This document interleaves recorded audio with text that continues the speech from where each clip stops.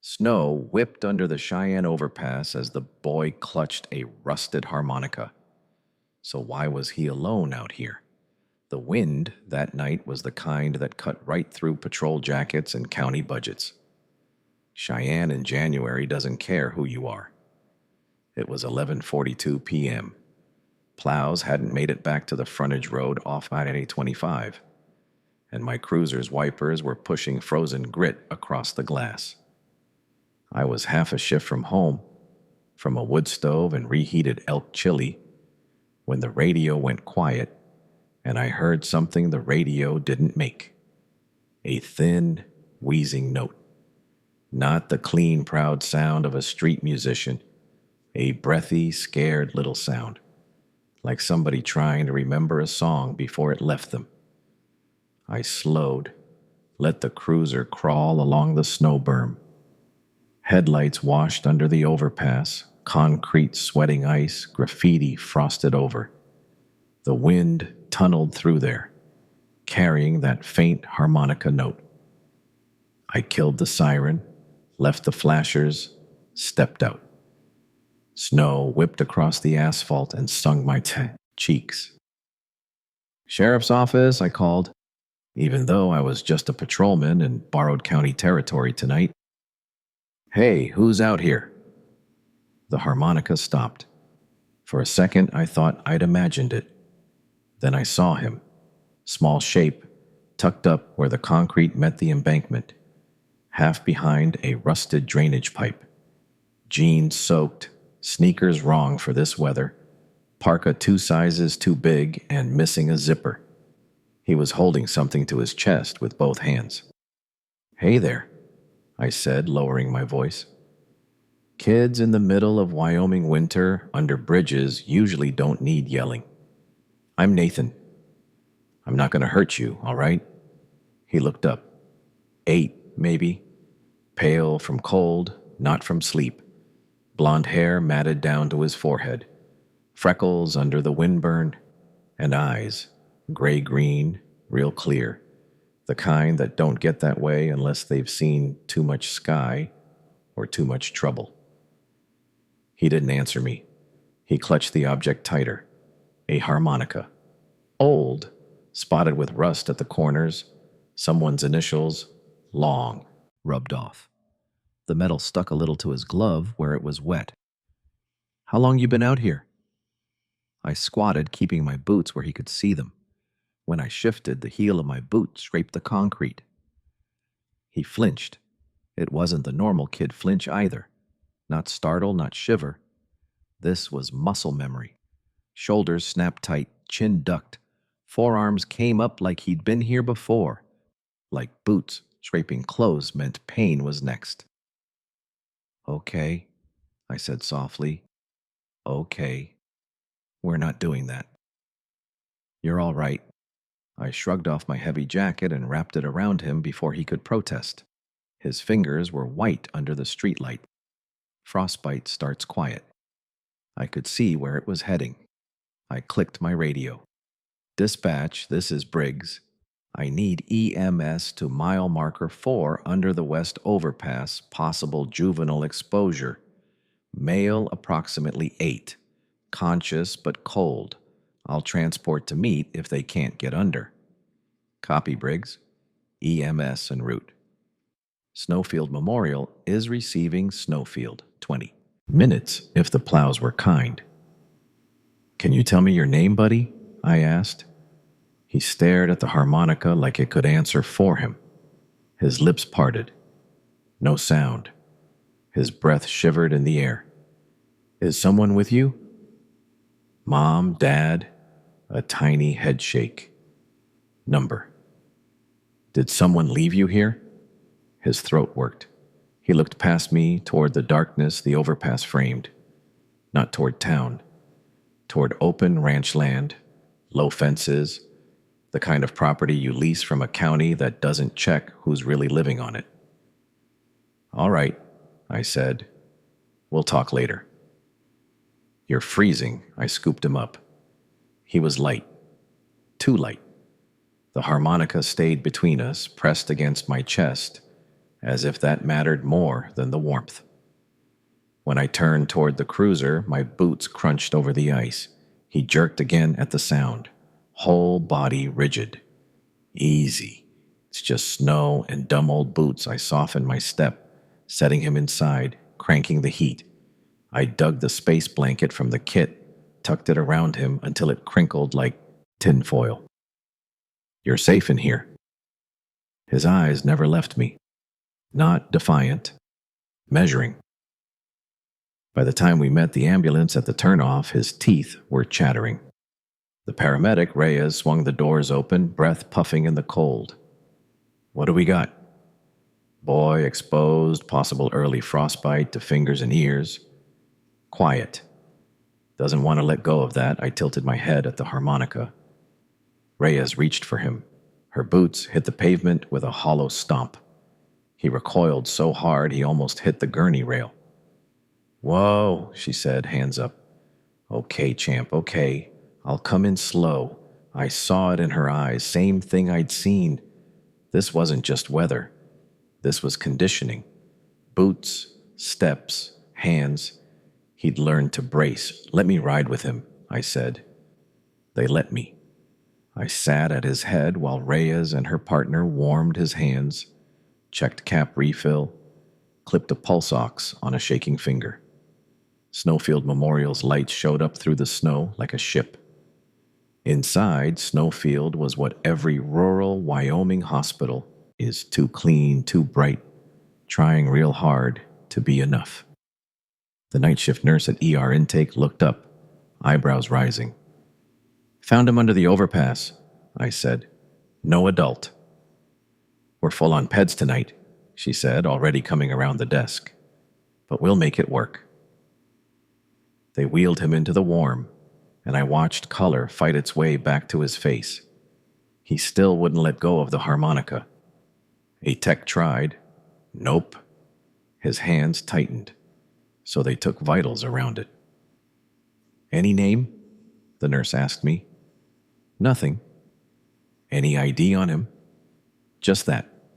She nodded toward the harmonica like it could go in the chart.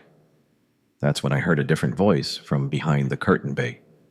What's going on, Lori? A woman in scrubs the color of a winter sky stepped in, shaking off a disposable gown. Auburn hair in a messy bun, cheeks pink from moving fast, badge swinging.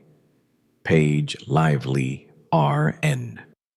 She had that shared small-town look, somewhere between tired and stubborn. Then she saw the boy. She stopped dead. For a moment, the noise of the EER fell away. Her eyes went from his face to the harmonica, to me, back to him. Something like recognition. No, something older, passed over her features. Nathan? She said slowly, like we were already in the middle of a harder conversation. We'd worked a few DUI crashes together.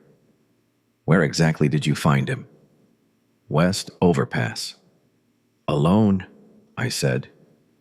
No tracks I could see in the dark. Why? Her throat moved. She stepped closer, softer than the paramedics had, hands open. The boy watched her like he was trying to match an old picture to a real person. Because, Paige whispered, more to herself than to me, he looks like Hannah. I frowned. Hannah who? She didn't answer right away. Her eyes were on the boy's eyes, and hers were getting glossy. The boy's fingers dug into the rusted harmonica like it was the only thing no one had taken yet. Let me get him warmed and charted, she said finally, voice steadying. Then I'll tell you. Her not telling me right then told me plenty. Somebody in Laramie County had a missing piece they hadn't talked about, and whatever name she was carrying around in her chest, this boy was part of it. Paige led the boy down the short corridor into Observation 2, where the walls were painted a pale green that never fooled anyone into feeling calm. The air smelled of antiseptic and radiator heat. I followed, notepad tucked away because this wasn't the time for forms. He kept clutching that harmonica as if letting it go would cost him something he couldn't afford to lose. Paige motioned to the nurse. Blankets, warm IV fluids, glucose check. Then she crouched beside the gurney. Hey, sweetheart. I'm Paige. We're going to make sure you're okay, all right? He stared at her, lips parted, trying to read whether the voice meant safety or danger. She didn't touch him right away. Smart move. When she did reach for the thermometer, she did it slow, showing it to him first. See? Just goes under your tongue. No poking the boy, not at once. Silent cooperation, the kind that comes from being trained not to fight. When she stepped back, Paige's gaze found me. He's about 8. Frostbite stage 1 on fingers and ears. Mild dehydration. He's lucky you found him when you did. Lucky's not how I'd describe this night. She hesitated, biting her lower lip before lowering her voice. Nathan? The name Hannah Keller ring a bell? I shook my head. She's my cousin, Paige said quietly. Or was. She disappeared 2 years ago after a custody hearing in Laramie County. She had a son named Owen. I looked down at the boy. You think this is him? She nodded, eyes shining. Same eyes. Same chin. She used to bring him by the clinic sometimes. Before I could answer, the boy lifted the harmonica toward her like a question. Paige froze, breath catching. That's hers, she whispered. She used to play at church socials, the old blues hymns. Said she'd teach him one day. Owen, I said gently, testing it. Is that your name? He blinked. Once. Twice. Then a single nod so small it could have been a tremor. Paige covered her mouth, turned away for a second. When she looked back, her professional mask was on again. We'll need CPS and a statement from you, but Nathan, be careful who you tell, I frowned. What do you mean? There were rumors when Hannah vanished. The county guardian program had issues, stipends missing, cases that never closed. She glanced toward the nurse's station where the supervisor was already on the phone. If he's back, someone's going to want to keep it quiet. I didn't like how that sounded. You think someone's still moving kids through the system? I think it's Cheyenne, she said. We're small enough to bury a secret under paperwork. The boy had drifted to sleep by then, hands still curled around the harmonica. His breathing hitched every time a cartwheel squeaked in the hallway. I stood there for a long minute watching the rise and fall of that thin chest. Paige's words sank. In paperwork, buried secrets. Those were just another kind of snowdrift. They looked soft until you tried to dig through them. By the time I left the hospital, dawn was clawing at the horizon. The sky over the prairie was a hard pewter gray. I radioed dispatch for updates on missing persons from 2 years back.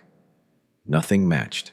No open case under Keller, which meant someone had closed it or never filed it right. I parked the cruiser near the station, snow crust cracking under my boots, and went inside to the records room. The heater hummed loud enough to hide the sound of my keys. I dug through the county archive terminal, fingers stiff from cold and frustration. There it was. Keller, Hannah L., single mother, enrolled in the Guardian Youth Subsidy Program. Case terminated. Child placed with approved foster ranch. Oversight ongoing. No signature from the guardian ad litem. No exit evaluation. Just ongoing. Except ongoing was crossed out. Someone had stamped closed over it, printed the page, folded it into my notebook. By mid-morning, the snow had slowed to lazy flurries. I stopped back at Snowfield. Paige was at the nurse's desk, coffee going cold beside a chart. He's awake, she said quietly. and he asked where his mom is. I glanced toward the room. What did you tell him? That she's looking for him. Paige looked down, then back up. He believed me. I sighed, rubbing the bridge of my nose. Paige, we need to know what happened out at that Foster ranch. The file says approved. Know anything about it? She nodded grimly. A leased county ranch east of Rawlins. Bruce Collier manages those placements. He's been there forever. Knows everyone at the courthouse. County Manager Collier? I said. He's the one signing off on all the budget extensions. Exactly. He was at Hannah's last hearing, too. The name landed heavy. Collier connected, untouchable. The kind of man whose boots echo down hallways long after he's gone home. Paige slid something across. The counter. A postcard. Yellowed edges, still blank on the message side. Hannah gave this to me a week before she vanished, she said. Said she'd mail it once she and Owen were safe. Look at the address. It was pre-addressed to the State Child Welfare Ombudsman in Denver. She never mailed it. Paige's voice trembled. But she wanted someone to know. I studied the faint indentations on the card where a pen had pressed hard but stopped halfway through. Only one word had been written before the ink bled out. Help. That word stayed in my mind as I walked back toward the glass doors. Snow flurries drifted down like ash. If this was the same program Hannah had trusted, and Collier had closed her file himself, that meant someone had turned care into commerce. And somewhere in the ledger of this county, a woman's name had been erased because she'd asked the wrong question. Inside the room, Owen lifted the harmonica again, pressing it to his lips. The note that came out was soft, uncertain, but it carried through the corridor like a heartbeat finding rhythm again. The note hung in the hallway long after it stopped. I stood there, staring through the glass, and thought how fragile sound can be when you've had silence beaten into you. Paige had her hand on the door frame, watching him too. He hasn't said a word since they brought him in, she murmured, but he plays that thing like he's trying to talk through it. He's saying plenty, I said. We just have to learn his language. Outside, the wind died down.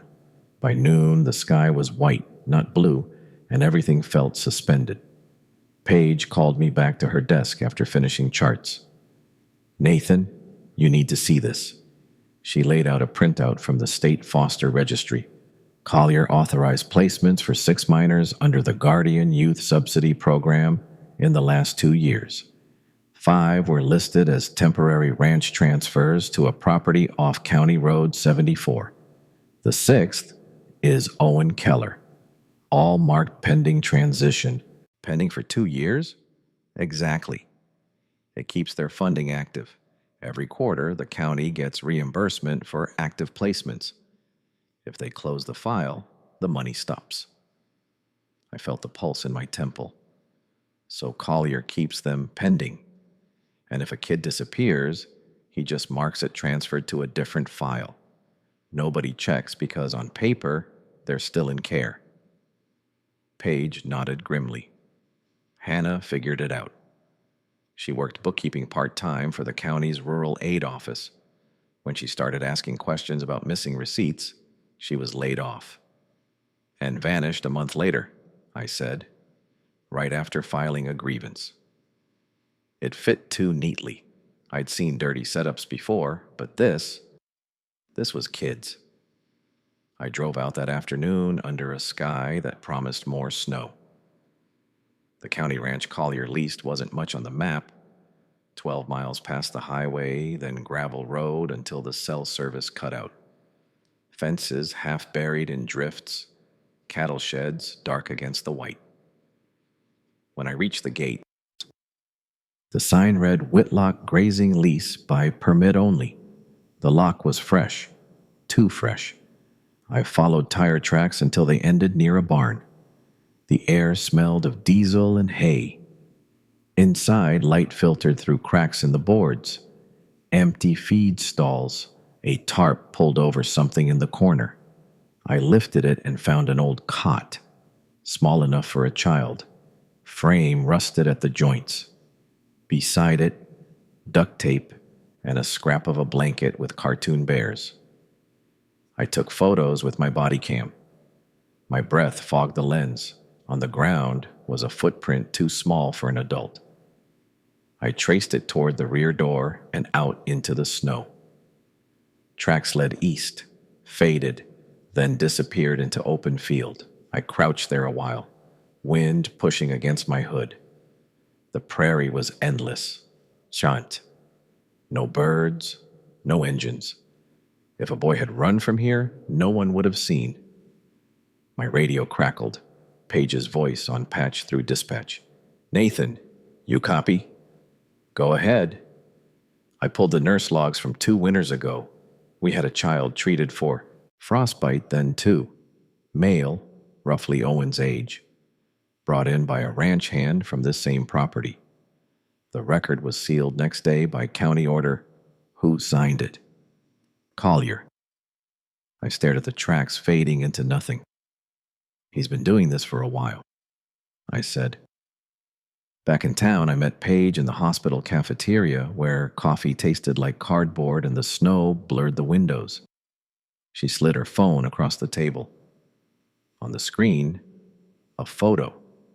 Hannah Keller, smiling beside a younger Paige.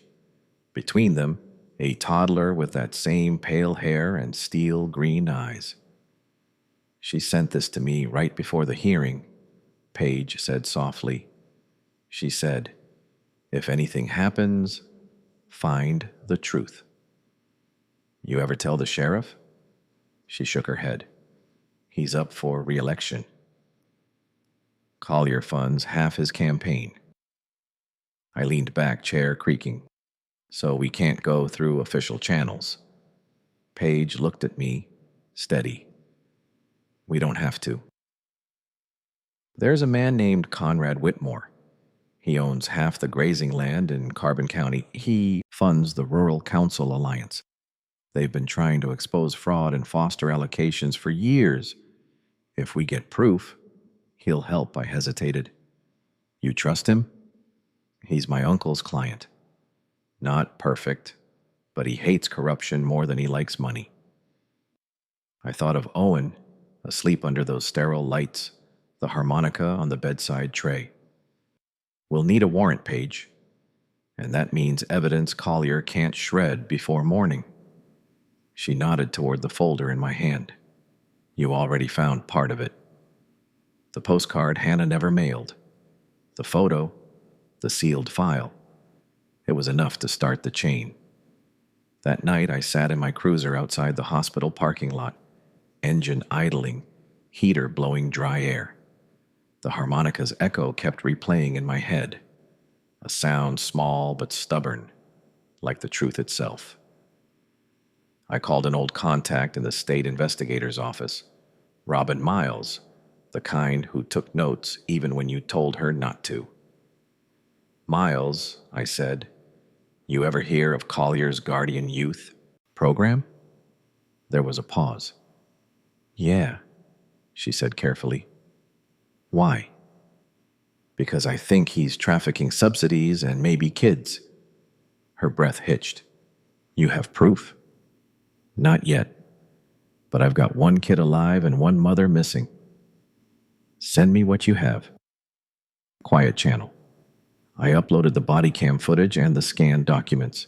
When I finished, the sky outside was ink black, snow catching the light from the lot lamps. I went back inside to check on Owen before heading home. He was awake, sitting cross-legged, the harmonica resting in his lap. Can't sleep? I asked. He shook his head. You hungry? Another shake. Okay, I said, leaning against the doorframe. You did good today. Real strong. Paige says you're healing fast. He lifted the harmonica, hesitated, then pushed a single note through it. Soft, rising. Your mom teach you that? He looked up at me, eyes bright in the dim light. Then, barely a whisper, Owen, his voice. First word I'd heard from him. Yeah, I said, smiling despite the ache in my chest. Owen, that's a good name.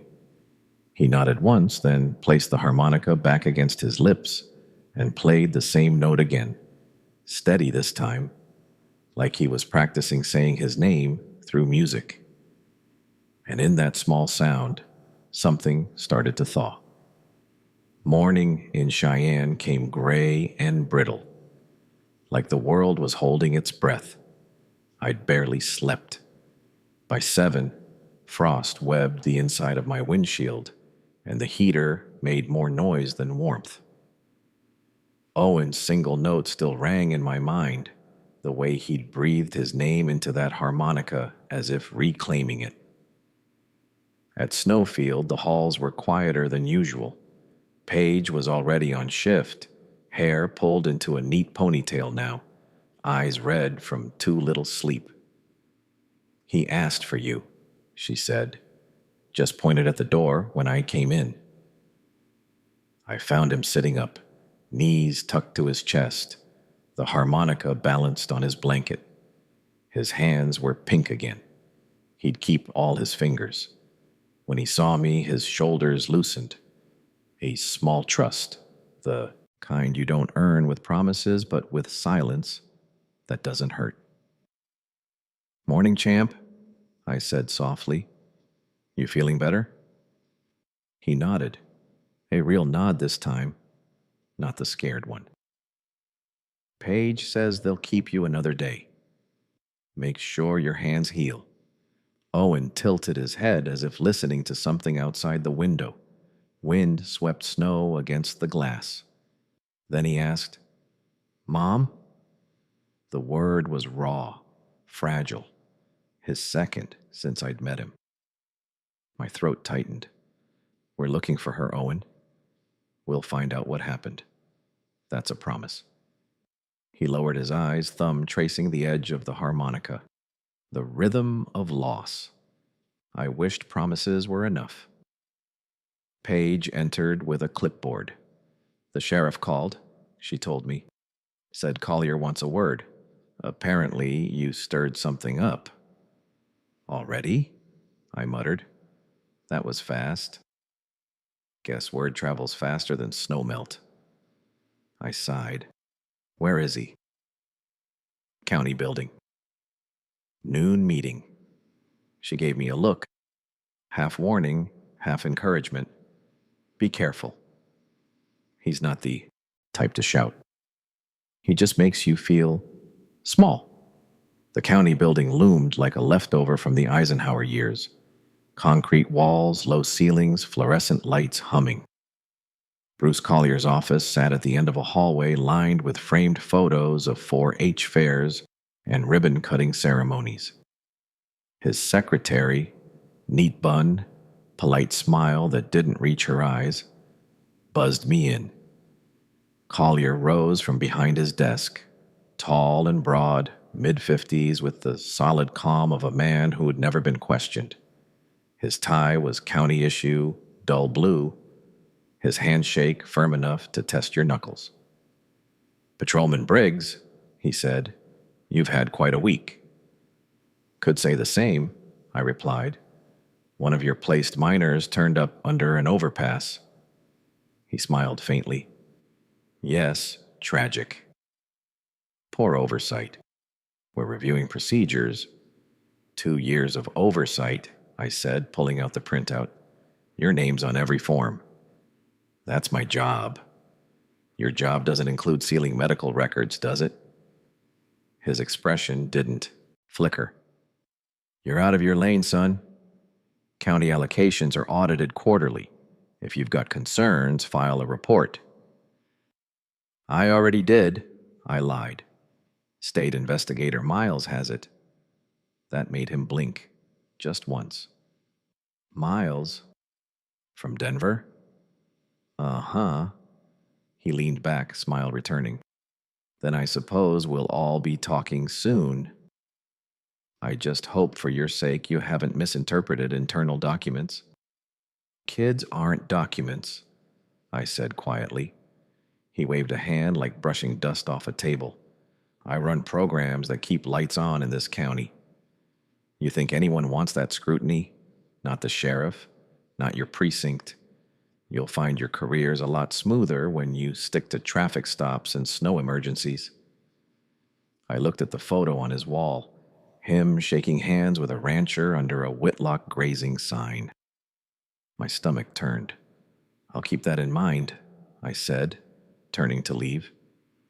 Briggs, he called after me, if you're smart, you'll let the past stay buried.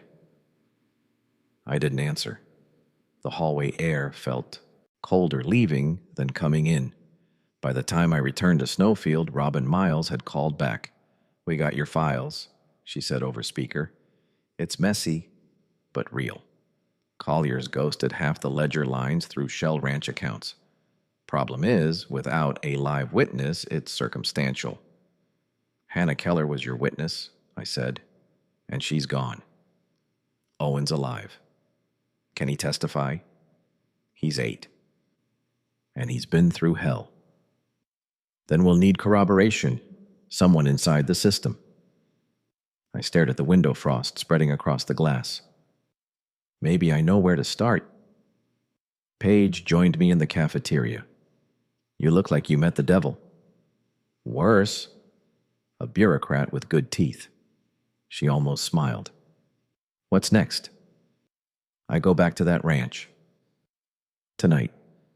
Before Collier cleans it, she hesitated. You can't go alone. I wasn't planning to.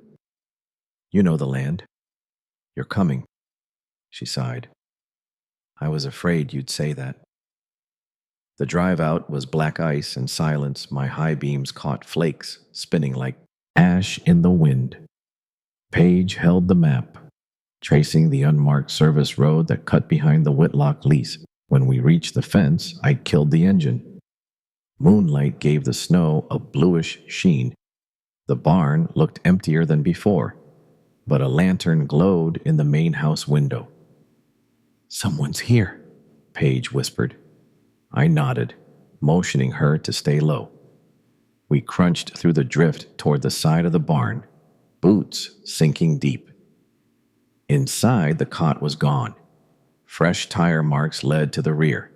Whoever had cleaned up had done it quick, but not careful. I spotted a scrap of paper near the feed chute, a ledger page. Half burned, initials still legible. HK. And beneath it, dollar amounts. Transfers. Paige's breath caught.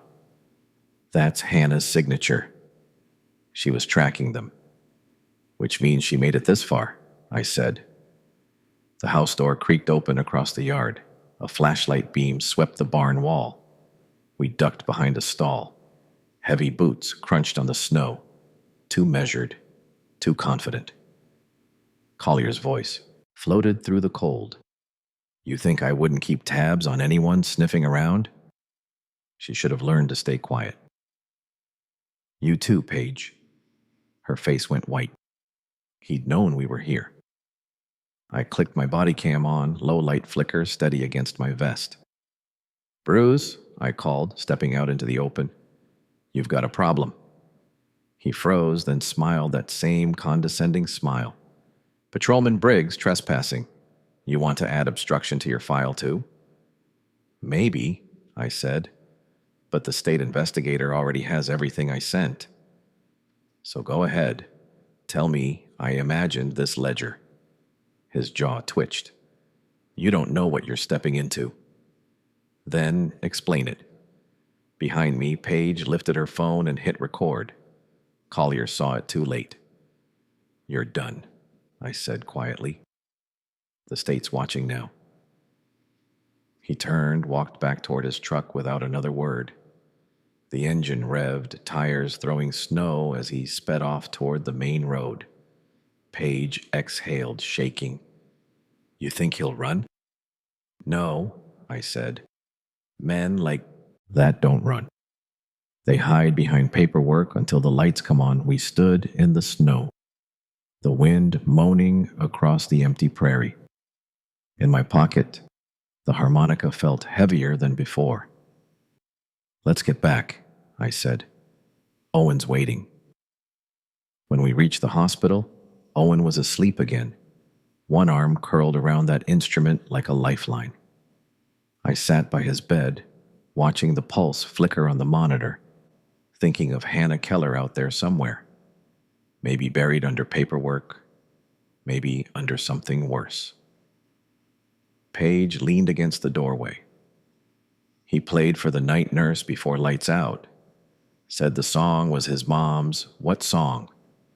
She hummed softly, 3 slow notes that rose like breath, fell like rest. I looked at the boy, his chest rising steady now. "We'll find her," I said, "or we'll find what she left behind." Outside, the snow started again. Slow, deliberate flakes drifting down like they had all the time in the world. The next morning, the wind had shifted east, driving the snow into new drifts that buried the road markers. Cheyenne was the color of old tin, every sound dampened by the cold. I parked behind the station instead of out front. Collier had friends here, and I didn't want my cruiser sitting like an invitation. Inside, the sheriff's office smelled of burnt coffee and dust. Sheriff Doug Harmon was in early, his gray mustache bristling over the rim of his mug. "Briggs," he said without looking up. "County manager called. Said you're poking your nose in his business." I shut the door. His business happens to involve missing kids. He finally met my eyes. "You got proof of that?" "Enough to start an investigation. Collier's using the Guardian Youth Subsidy to move money through shell ranches. I found a cod and tape in one of them. And the Keller boy, he's real. Alive." Harmon rubbed his temples. "Bruce Collier signs half our payroll checks, Nathan. He funds the search and rescue grant, the winter road cruise, hell, even the Christmas parade. You think the state wants to lose him?" "I think the state wants headlines about kids lost in county custody even less." He stared at me a long time, then said quietly, "You've got guts, but guts don't keep your job when the board calls." "Maybe not," I said, "but I'm not burying this." I turned for the door. Harmon's voice followed me. "Be careful, Nate. Men like Collier don't fight clean." By afternoon, the sky lightened into that flat, deceptive brightness that hurts your eyes. I met Paige in the hospital parking lot. She'd traded her scrubs for a thick parka and carried a folder under one arm. "I made copies of Hannah's payroll logs," she said. Every week before she disappeared, she noted discrepancies. Funds listed under child care support that didn't match any case file. She even circled Collier's initials, anything tying it to the ranch. "Look at the vendor line. Whitlock Grazing Cooperative. Same address as the barn you found," I whistled low. "That's the chain." But the wind came with a bias problem. Paige's hands shook as she held out the papers. "We need to keep Owen safe. If Collier thinks we're connecting dots, he might come after the kid. Then we move him somewhere he can't reach." "State foster?" she asked skeptically. I shook my head. "No. Collier's people will monitor every placement file. We'll get the judge to issue a kinship stay, with you as guardian until the investigation closes." Her eyes widened. "Nathan, that's a lot of paperwork." "Good thing I'm getting better at it," I said. "We'll go through Judge Temple's clerk. She hates Collier's guts." For the first time that morning, Paige smiled. It was small, but real. Snowfield's pediatric wing was quiet when we walked in. Owen was up, coloring on a hospital tray. Simple lines that made a shape you could almost recognize. A small house under a mountain. Smoke curling from the chimney. Hey, Maestro, I said. That your place? He nodded, still coloring. Looks warm, Paige said softly. Where's the music coming? From? Owen drew a little harmonica on the windowsill. Something in my chest ached at that. Paige glanced at me and whispered, He remembers through sound. Maybe we all do, I said. We spent an hour filling out affidavits, copies spread across the nurse's counter. Paige's handwriting was neat but trembling. He deserves a place that doesn't move him around like inventory, she said. He will, I told her. You'll make sure of that. As I left the ward, my phone buzzed. Robin Miles again. We got a break, she said. Judge Temple approved a temporary stay order. We're freezing all Guardian Youth transfers until audit review. That means Collier's stipend line goes dark. I stopped halfway down the hallway. He's going to hit the roof. Let him. The state attorney's office just authorized a subpoena for his ranch leases. You did good, Nathan. I'm not done yet, I said. You will be, she replied. Once the light hits, these guys scatter. But I knew Collier wasn't the scattering kind. That evening, Paige called from her apartment. Nathan, someone broke into my car. Glove box torn open. They didn't take cash, just the folder with Hannah's copies. Stay inside, I said. Lock your door. I'll be there in 10. I drove through slush and cold air so sharp it felt alive. Her building sat on a quiet block behind the old railroad station, porch lights glowing yellow against the snow. She opened the door before I knocked, fear written plain on her face. I called the police, she said. They're sending someone to take a statement. But if Collier's behind it, he's sending a message, I finished. We're close. I walked back out to my cruiser, scanning the street. Tire marks cut across the fresh snow, too narrow for a truck. A county sedan, maybe. Whoever it was, they had been confident enough to park right under the streetlight. When I came back inside, Paige was holding something. A second postcard. I found this in my old coat pocket, she said. Must have been there for years. Hannah gave me 2. I took it carefully. Same handwriting, same Denver address, but this one wasn't blank. It read, If they say I left, don't believe them. The ranch keeps files. Find the shed with the blue door. I stared at it until the words blurred. She was planning to expose them, I said, and Collier got to her first. Paige's voice broke. Do you think she's still? I don't know. But we'll find that shed. We drove out the next morning before sunrise, engine fighting the cold. The landscape rolled wide and white, fences half swallowed by snow. When we reached the Whitlock property, the gate chain was broken. Someone else had been here. I parked near the barn. The blue door stood behind it, half hidden by a drift. Rusted lock. Paige's hand trembled as I snapped it open. Inside was darkness, the kind that swallows sound. I clicked my flashlight. Shelves lined the walls, boxes marked with numbers, folders sealed in plastic, and old binders stamped county guardian accounts. This is it, I whispered. Paige reached for the nearest box, pulled out a folder labeled Keller H inside. Receipts, ID photos, and one Polaroid of a young woman standing in the snow, holding a little boy. The date on the back read February. 2 years ago. Her breath hitched. That's the week she vanished. A sound outside cut through the air. Engine, then footsteps crunching snow. Headlights swung across the wall, slicing through the slats. Paige froze. Nathan. I killed the flashlight, motioning her behind the shelf. Through the crack, I saw 2 figures with flashlights step out of a black SUV. One of them carried a clipboard. Collier's voice, calm and smooth. Grab what's left and burn the rest. Page's hand found mine in the dark. My pulse hammered. This time the storm wasn't weather. It was human.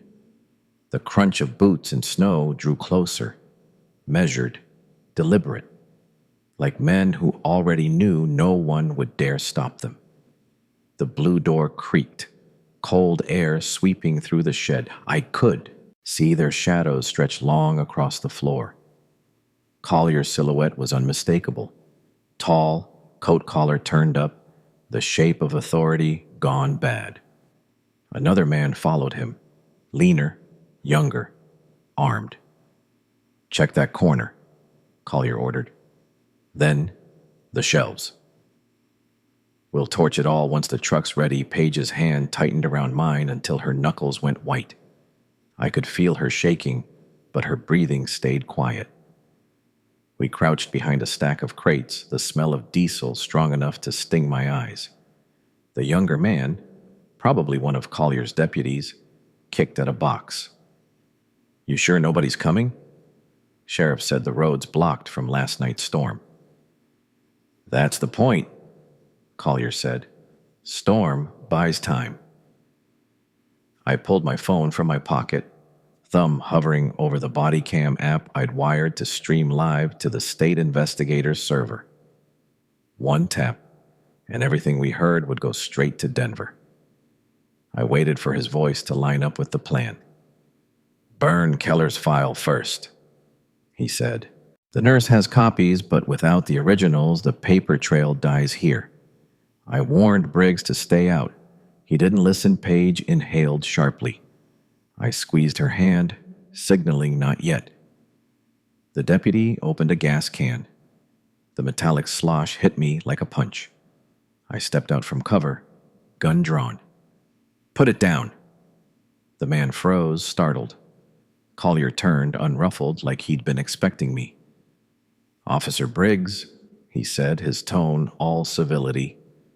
You've just interrupted a lawful records transfer. Holster that firearm before you add assault to your list of mistakes. I leveled the weapon. Those aren't records. They're evidence. Evidence of what? His smile was cold. Charity? Oversight? Fraud? Endangerment? Maybe worse. He tilted his head. You think one disgruntled nurse and a half-frozen kid will save you from the fallout? I don't need to think, I said. You're live on state record. His eyes flickered. First real crack I'd seen in him. You wouldn't dare. I tapped my phone. The small, green light blinked on. Say hello to Denver. The deputy shifted, nervous. Boss, Collier's voice dropped an octave. Turn that off, Briggs. We can fix this. You want to raise, transfer to state patrol? I can make it happen. Like you fixed Hannah Keller? I said.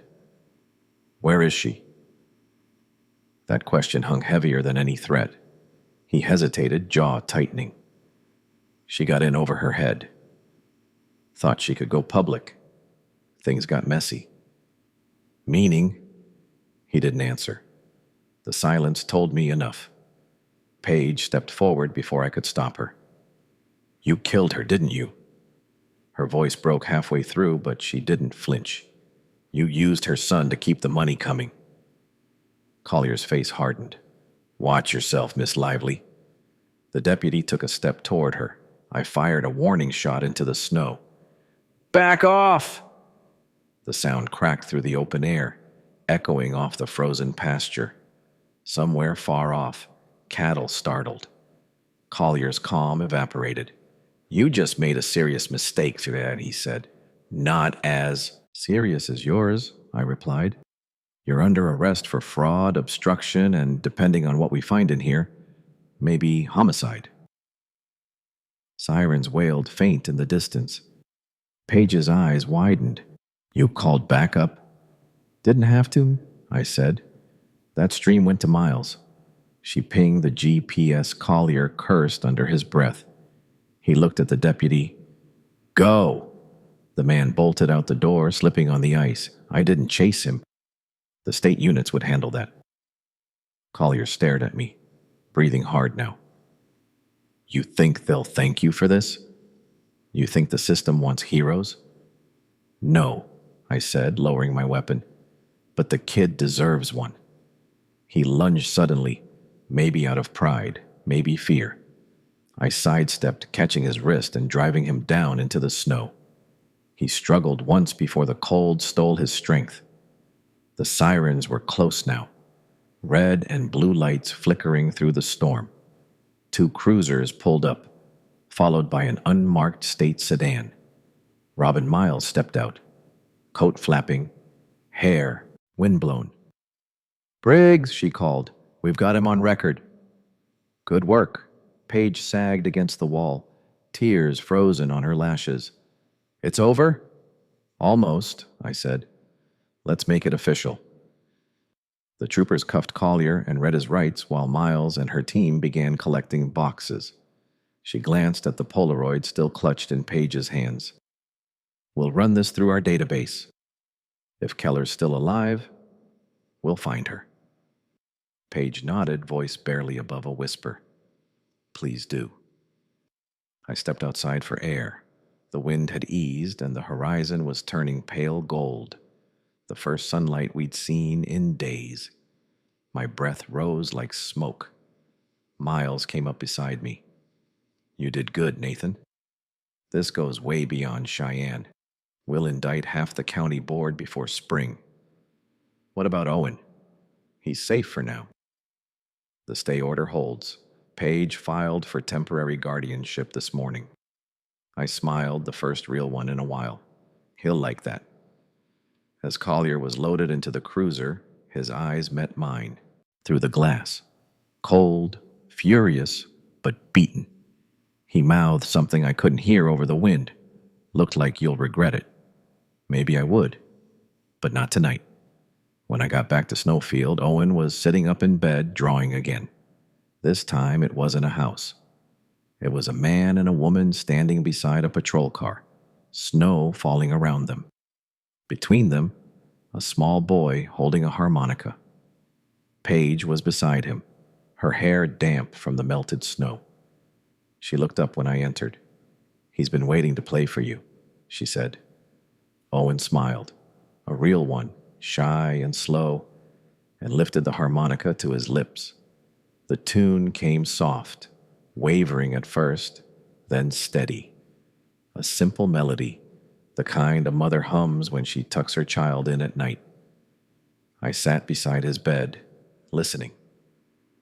The hospital lights reflected in the silver metal, and for the first time I could hear hope in the sound. Good job, kid, I said when he finished. Your mom would be proud. Paige's eyes shimmered. He believes she's out there. Then, maybe she is, I said quietly. And until we know, we'll keep looking. Outside, snowflakes drifted past the window, catching in the streetlight like sparks. The following day dawned calm, but the kind of calm that felt temporary, like the prairie was just catching its breath before the next storm. I left the station early, coffee cooling in my hand as I watched the sunrise spill over Cheyenne's rooftops. The night's arrests had hit the local news already. Reporters called it County Corruption Probe, Guardian Youth Program under investigation. No names yet, but everyone in town could guess. Snowfield Memorial's lobby was busier than usual when I arrived. A few nurses stopped to nod at me. Word traveled fast in small towns. Paige met me by the elevator, her parka still dusted with snow. They moved Owen to a private room, she said. He slept through most of the night. The social worker from Denver's driving up today to formalize his placement. Any pushback? Not yet, Paige said. Collier's lawyers are scrambling. The state froze his accounts. Good, I said, but I didn't feel good. The higher you climb into a system like that, the more rot you find. We stepped into Owen's room, Sunlight filtered through blinds, glinting off the harmonica on the bedside tray. He was sitting up, watching us quietly, a coloring pencil tucked behind one ear. "Morning, partner," I said. "You heard the news?" He shook his head, lips curving in a half smile. "Your mom's case is open again. People who hurt her, they can't hide now." Paige sat beside him. "And the judge says you can stay with me for now." "How's that sound?" Owen's eyes widened. "You?" She nodded. "Your family, Owen." "Always were." He reached for her hand, hesitated, then took it. Small fingers, still healing, curling around hers. It was the first time I'd seen him initiate touch. Paige blinked fast, then smiled through it. "You'll have your own room," she said softly. "A window that faces the hills. And pancakes on Saturdays." Owen nodded again, slower this time. "Can Nathan come?" I laughed quietly. "You'll get sick of me fast enough." He didn't answer. He just picked up the harmonica, set it to his lips, and played the first notes of that same hymn. The room filled with a sound that felt bigger than the boy himself. Fragile, but sure. By mid-morning, reporters were gathering outside the courthouse. I had to park 2 blocks away and slip through a side entrance. Inside, Judge Temple's chambers smelled of old paper and winter air. The state investigators were already there. Miles at the head of the table, 2 assistants sorting evidence. "We've recovered 37 files from the Whitlock shed," she said, sliding photos across the table, each one tied to missing state funds. 3 contained death certificates we're verifying, likely fabricated. Keller's file is the oldest, but it includes payroll logs and the original whistleblower letter Hannah tried to send. Enough to indict Collier and his deputies on multiple counts. "Any sign of Hannah herself?" I asked. Miles shook her head. "Not yet. But something in the evidence might help." She handed me a sealed envelope. "We found this wedged between ledger books in a box labeled Keller Disbursements, addressed to her cousin. Never mailed. Paige's name was on it. I called her immediately. 10 minutes later, she rushed in, coat still zipped, eyes already wet before she even saw the letter. I handed it to her. She turned it over once, then tore it open carefully. Inside, 2 pages, handwritten in blue ink. She read silently, lips moving. Then she passed it to me with trembling fingers. "Paige, if you're reading this, I couldn't get the truth out. They moved us again. The man in charge said paperwork takes time, but I think time is what he uses to make people disappear." Owen's scared. "But he remembers the song I taught him. Tell him if I don't make it home, the song means I'm still listening. Please don't stop looking. I love you. Both." Hannah. The paper smelled faintly of smoke, like it had been hidden somewhere near a fire. Paige covered her mouth. She knew. She knew they'd come for her. Miles was quiet for a long time. "We'll match handwriting. Cross-check the date. If this holds, it's enough to add criminal negligence and possibly homicide to Collier's charges." I stared at the letter until my vision blurred. The ink was uneven, some words darker, like she'd pressed harder to make sure someone, someday, would read them. "She mentioned a man," I said finally. "Said he used time to make people disappear." Miles nodded. "Could be Collier's deputy, the one who ran off." "We're tracking his truck. Wyoming Highway Patrol's on alert." Paige's voice was thin. "What if she's still out there?" "Then we'll find her," I said. "And if not, her words already did." That night, Paige brought Owen home. The apartment was small but warm, with a window overlooking the city lights. She'd found an old quilt of Hannah's and shred it across the bed. Owen touched it like something sacred. "This was hers," Paige said. "She made it the year you were born." He traced one of the faded patterns with his finger, then looked up. "She coming back?" Paige hesitated, searching for words. I stepped in. "Sometimes people go away because they're trying to keep others safe. But your mom left you something stronger than a promise." He frowned. "What?" "That song," I said. "It means she's still listening." Owen nodded slowly, then lifted the harmonica and played those 3 soft notes. When he stopped, the silence felt full instead of empty. Paige turned off the lamp, leaving only the glow of the city filtering through the blinds. "Good night, sweetheart," she whispered. "Night," he murmured, curling under the quilt. I followed her to the living room. She poured coffee that had gone cold hours ago. "You think she's dead?" she said quietly. "I think she left a trail. Maybe enough for us to follow. Then let's follow it." She said, her eyes steady. The next day, we started early. Miles had traced one more clue from Hannah's letter, a reference to an old transfer site near the North Platte River. That matched a decommissioned storage cabin used years ago for ranch equipment. Paige and I drove out, the road slick with thin ice. The cabin stood alone by the river bend, half collapsed, icicles hanging from the roof. My boots crunched as I pushed open the warped door. Inside, dust motes drifted in the light. Empty shelves, a few old ledgers, and on the table, a lantern, burned out but recently used. Paige picked up a blanket from the corner. "This is hers," she whispered. "My aunt sewed this for her." There was something else beneath it, a small wooden box. Inside lay a second harmonica, polished and new. A slip of paper rested beneath it.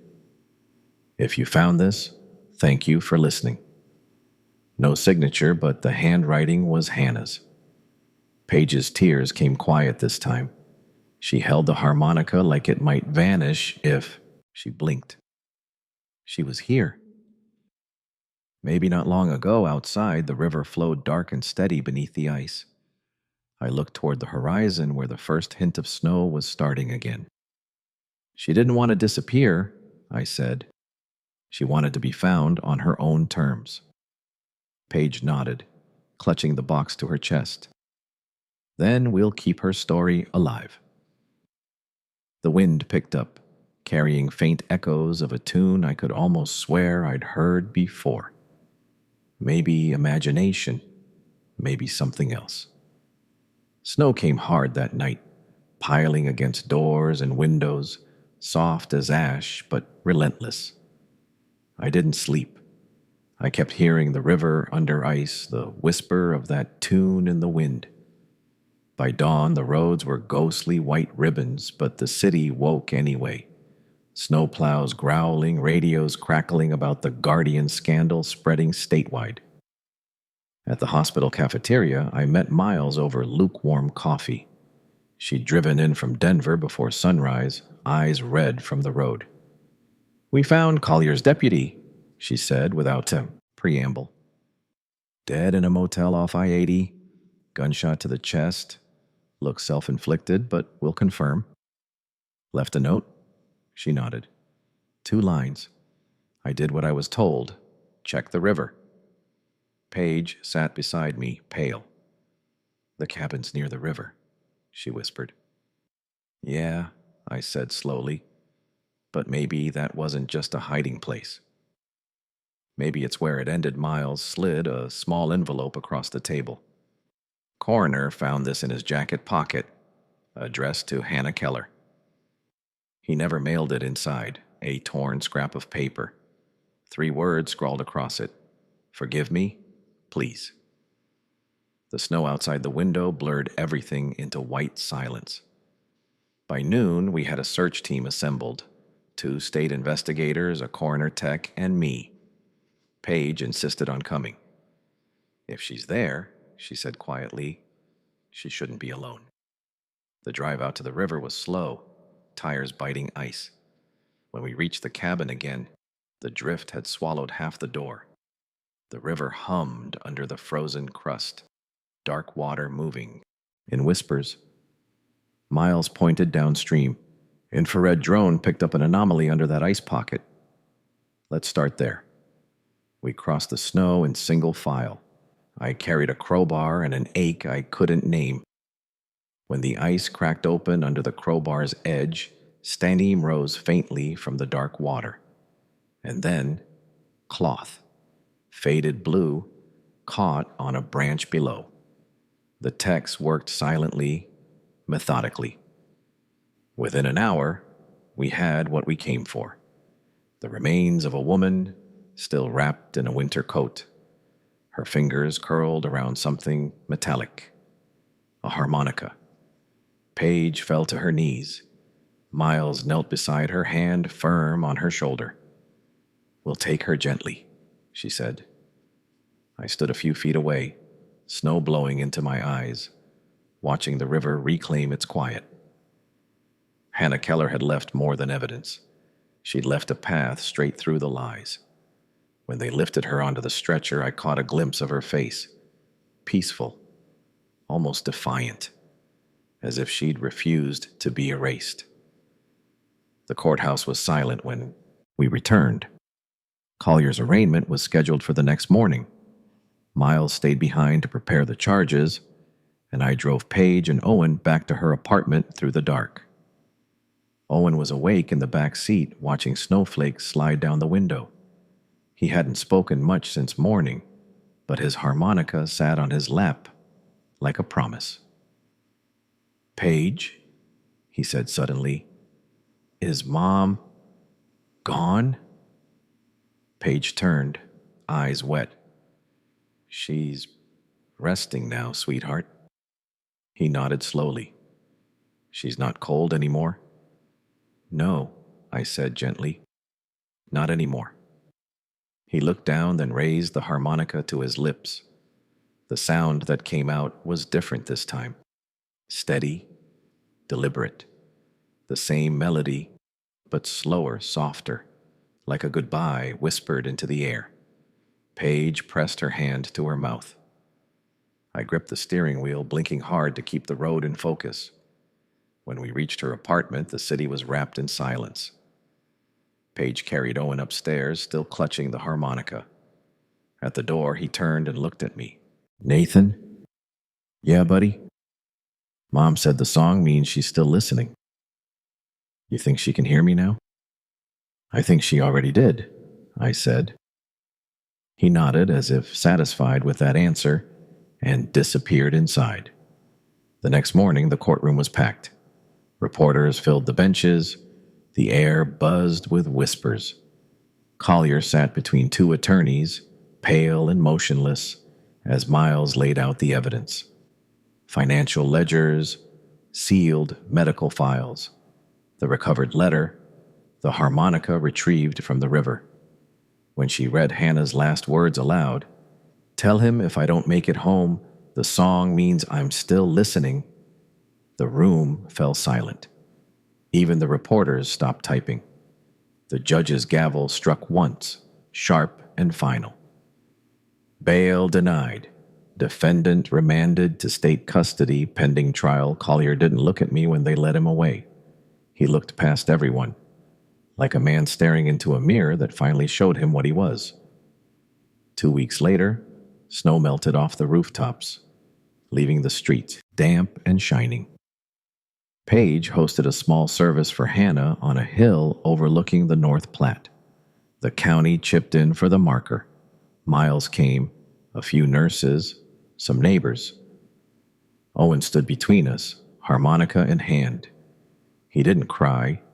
He just played, the same 3-note hymn that had carried through the hospital halls.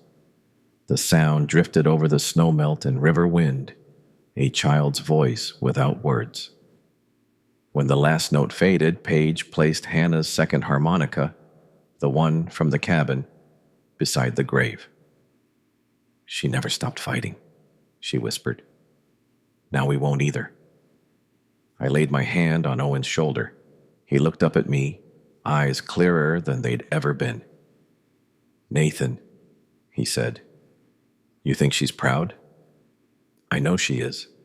He gave a small nod, then raised the harmonica again.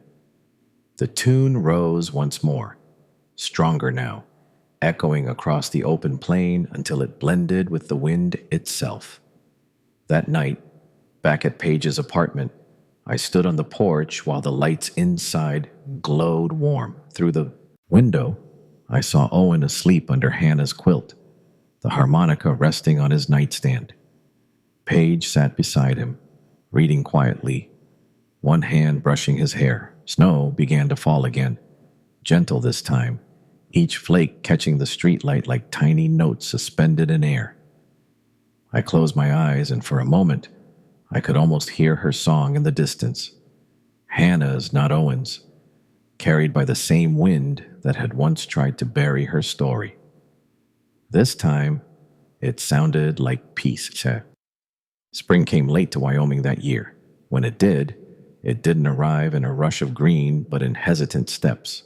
Snowbanks shrinking, fences reappearing from under drifts, the air warming just enough for the smell of thawed earth to return.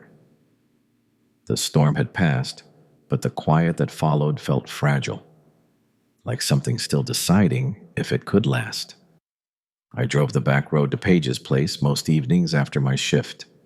Some nights, Owen waited on the porch, harmonica in his pocket, boots swinging above the step. He'd wave when he saw my cruiser, that shy half smile that had begun to feel like the reward for every long, ugly mile of this case. That night, the sky was clear enough to see the first stars. Paige met me at the door, sleeves rolled to her elbows, hair loose for the first time since the hearings. "He's been practicing," she said quietly. "Says it's for his mom." Inside, the apartment had changed. A few drawings hung on the fridge, mountains, rivers, one of a woman with auburn hair holding hands with a boy. Paige had set up a small table by the window with the second harmonica displayed in a glass box beside a candle. The note Hannah left was folded beneath it. Owen looked up from the couch when I entered. "Hi," he said. He said it easily now. No hesitation. His voice carried the confidence of someone who'd learned words were safe again. "Hey, partner," I said. "Ready for that concert you promised?" He grinned and nodded toward the porch. We sat out there as the light faded. The prairie stretched dark, and endless beyond the town's edge. Owen raised the harmonica, took a steady breath, and played. It was still the same melody, but this time he added notes between, the pauses shorter, the tone stronger. The sound didn't tremble anymore. Paige leaned against the railing beside me, whispering, "That's his own verse. He says it's what the wind sounds like now." The tune floated across the yard, through the thin spring air, until even the wind seemed to slow down to listen. When he finished, I clapped once, soft. "That's something special, Owen." He shrugged, smiling. "It's not done yet." "It doesn't have to be," I said. "Good things never really are." Paige watched him pack the harmonica carefully into its case. "He starts school next week," she said. "They've got a counselor from Laramie coming twice a month." "He's excited." "Big step," I said.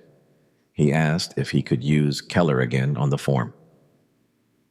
I looked through the window toward the harmonica on the table, the one from the river. The one Hannah had held until the end. He's earned it. The state trial began the following month in Denver. Collier's name was in every paper now. The headlines called it the Guardian Scheme, and the coverage ran daily. Fraudulent county programs, falsified death certificates, and payments funneled through Whitlock grazing. I wasn't called to testify until the second week. When I took the stand, the courtroom lights felt too bright. Miles led the questioning with her usual precision. "Officer Briggs, when you entered the Whitlock property, what did you observe?" I told them. The cot, the duct tape, the ledger pages, the harmonica. I described the blue shed, the files, the sound of Collier's voice ordering them burned. And then, when Miles asked why I'd pursued the case even after being told to drop it, I said the only thing that felt true. Because there was a boy waiting for someone to listen. The courtroom went still. Collier stared straight ahead, unmoving, while his attorneys scribbled notes they'd never use. When I stepped down, I saw Paige in the back row, her hands folded tight in her lap. Owen sat beside her, too small for the bench, watching quietly. He lifted the harmonica to his lips and blew one faint note, just loud enough that I caught it. The jury didn't deliberate long. The verdict came that afternoon, guilty on all major counts. The judge's gavel echoed through the room like thunder that finally broke the drought. Weeks later, the town began to heal in its quiet way. The county offices were audited, the Guardian Youth Program dismantled. Paige returned to full-time nursing. The papers called her the whistleblower nurse, but she brushed it off. "Hannah's the one who blew the whistle," she said. "I just made sure people heard it." Owen thrived. He started school in April and joined the beginner's music class by May. Paige sent me videos sometimes, him standing in the gym, tiny among the other kids, harmonica gleaming under the fluorescent lights. His teacher said he played with unusual control for his age, like someone who understood what every note meant. One evening, after patrol, I stopped by the music store downtown. The owner, an old rancher named Clay, had donated Owen's first harmonica. I told him about the boy's progress. Clay smiled and reached under the counter, pulling out a small wooden box.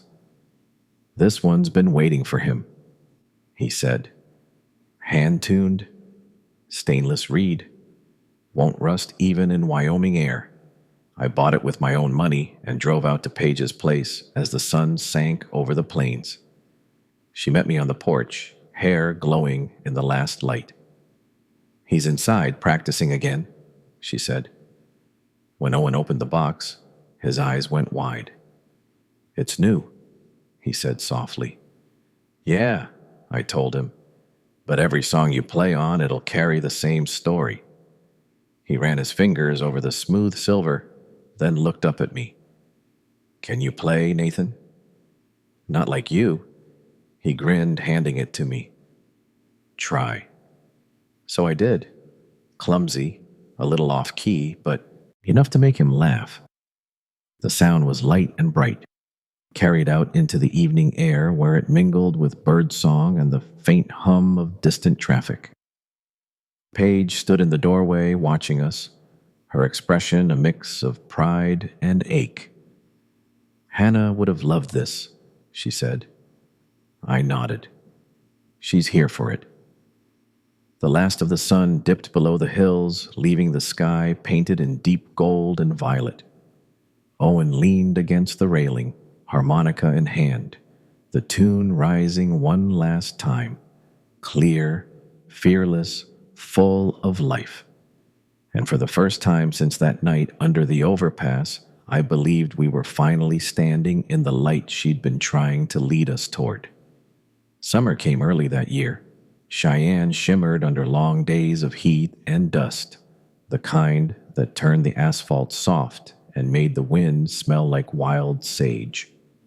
For the first time in years, the town didn't feel weighed down by silence. Collier's conviction had settled something that had hung in the air too long. A wrong finally named, a shadow finally given shape.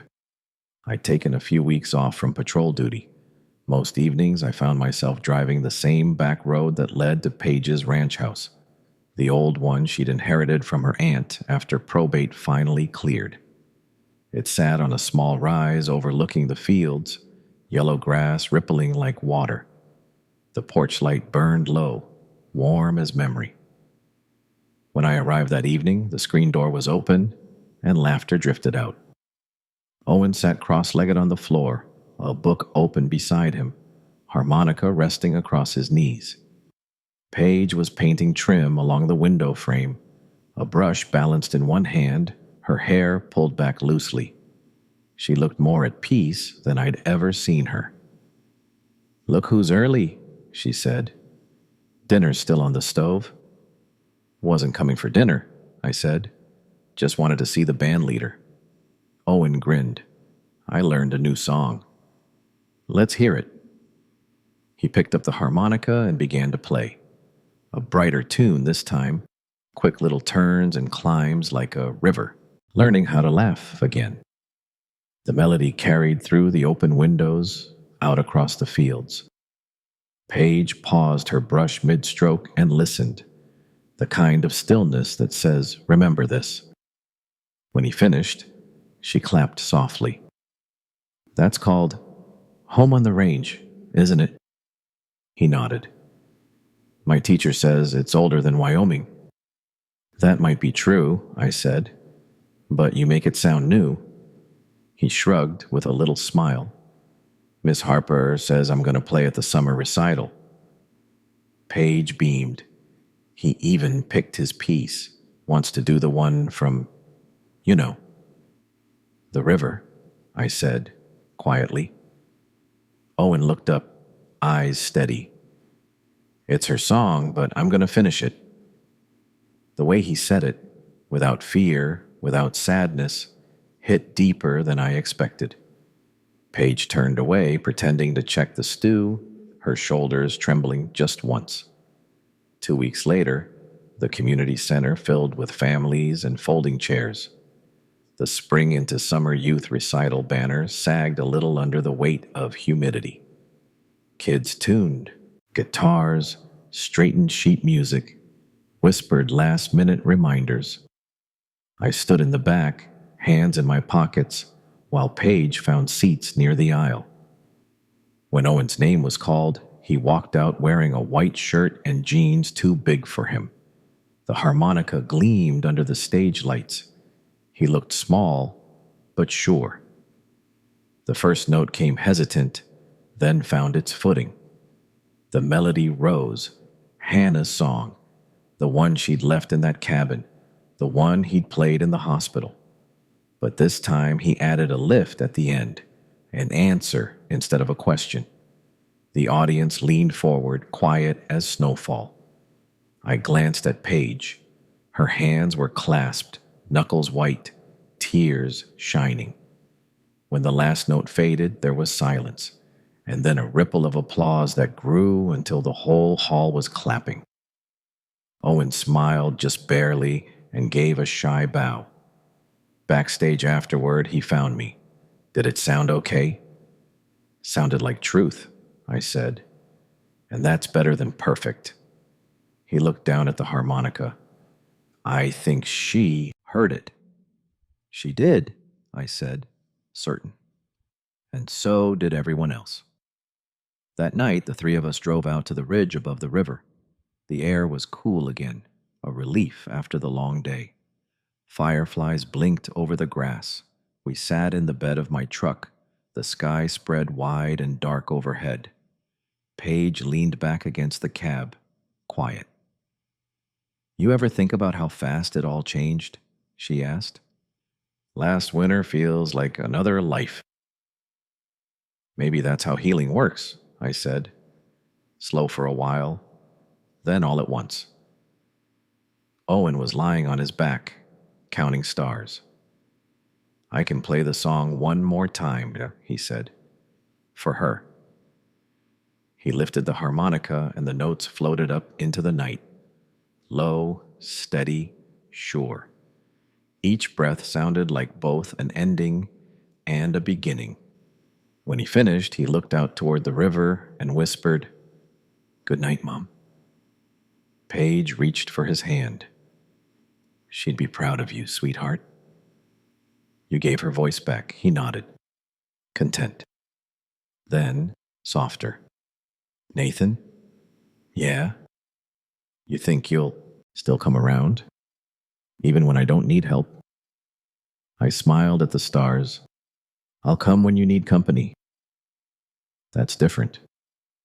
He seemed to like that answer. "Good," he said. Paige glanced at me over his head, her smile faint but full of something I couldn't quite name. Something like peace or gratitude or maybe both. Months later, the papers finally printed the full story. Whistleblower nurse and patrolman expose statewide foster fraud. The governor issued new oversight laws. Miles got her promotion. The county board turned over, but what stayed with me wasn't the headlines. It was a quiet Sunday afternoon when Paige called. "He's in the yard," she said, her voice bright. "Want to hear something?" She held the phone out. Through the line came the sound of a harmonica. Clear, joyful, unbroken by fear. The same melody, but faster now. Alive. I listened until it faded, the sound mingling with the wind across miles of prairie. Maybe that's what Hannah meant when she wrote, "Tell him the song," means I'm still listening. Maybe she always knew her son would keep it going, that music could carry love farther than any voice ever could. I stayed on the porch long after the call ended, the last light sinking into gold. The breeze smelled of cut grass and summer rain, and somewhere out there, a harmonica still played. A child's tune carried home across the open plain. And for once, the wind didn't sound lonely.